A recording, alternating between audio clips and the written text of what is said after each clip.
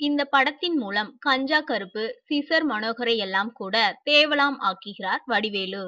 ஆளை விட்டால் போதுமென்று வெளியே ஓடி வரும் அந்த நேரத்திலும் கட்டத்தொர, புலிப்பாண்டி எல்லாம் கண்முன்னே வந்து போவதுதான் அவரின் இத்தனை காலம் போட்ட அசைக்க முடியாத அஸ்திவாரம். இருந்தாலும் பேஸ்மெண்ட் வீக்கு, பில்டிங்கும் வீக்கு. வடிவேலுக்கு உடனடி தேவை நல்ல கொத்தனார் கூட இல்லை, சுய பரிசோதனைதான். 60களில் நடக்கிறது கதை. சின்ன சின்ன திருட்டுகளில் ஈடுபடும் இவரை போலீசே உதவிக்கு அழைக்கிறது.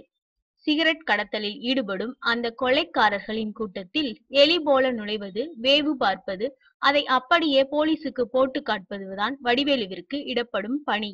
எப்படியோ நுழையும் அவர் அங்கிருந்த குற்றவாளிகளை போலீசிடம் மாட்டி விட்டுவிட்டு எப்படியாவது தப்பிக்கிறார் என்பதுதான் முடிவு. ஏதோ தான் பண்ணும் சேட்டைகளையெல்லாம் இந்த சமூகம் கண்ணை மூடிக்கொண்டு ரசிக்கும் என்ற நினைவு வடிவேலுக்கு பலமாகவே இருக்கிறது. அதன் விளைவுதான் ஒவ்வொரு பிரேமிலும் அனுபவிக்கிறோம். இந்த படத்தில் வாய்விட்டு சிரிக்க ஏதேனும் காட்சிகள் இருக்கிறதா என்று வல்லாரை லேகியத்தை வலிச்சு வலிச்சு எடுத்து சாப்பிட்டு விட்டு யோசித்தாலும் வெறுமைதான் மிச்சம். இந்த படத்தின் ஆரம்பத்தில் அவர் அடிக்கும் சிக்ஸர் ஒன்றை சொல்லியே ஆக வேண்டும். சிகரெட் பற்றி ஆரம்பத்தில் வரும் அந்த டைட்டில் கார்டை அவர் படிக்கிற போது அந்த குரலை கேட்டு குசியாகிறது தியேட்டர். அவ்வளவு கோடிகள் போட்டு ஒரு படத்தை எடுக்கிறோம், அதில் நாமும் நடிக்கிறோம். அட்லீஸ்ட் பற்களை மட்டுமாவது ஒரு மருத்துவரிடம் சென்று கிளீன் செய்து கொள்ளக்கூடாதா அவர்? க்ளோஸ் அப் ஒவ்வொன்றும் கொடுமையான வடிவேலு. இந்த படத்தை பொறுத்தவரை வடிவேலுவே ஸ்பெஷல் தோசை இல்லை என்றாகிவிட்டது. இதில் சதா தோசை மட்டும் என்னவாம், ரொம்ப ரொம்ப சாதா தோசை.